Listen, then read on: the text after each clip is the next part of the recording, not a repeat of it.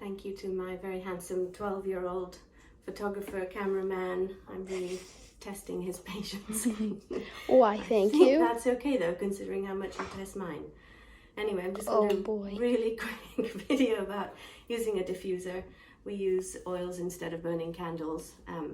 It just means that our bodies aren't fighting the chemicals in the candles and the sprays and whatever else.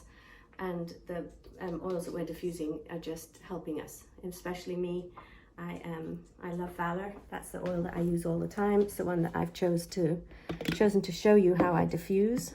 Just pop the lid off the diffuser. Put a little bit of water in the well here. No judgment that I used a wine glass. Thank you. And then I'm going to put some of this lovely purple, gorgeous purple oil in here. I'm just going to put in one drop because I've already put several drops in there when I was practicing. Then you put the lid on. There's a little bit here that marries in with this top part. Make sure that it clicks in place. Pop the top part on and then push the button. And that's it. If you want to, you can push these buttons here and change the color. This one is my favorite because it looks like it's a flickering candle. But no toxins and it smells amazing. Thank you, Jack.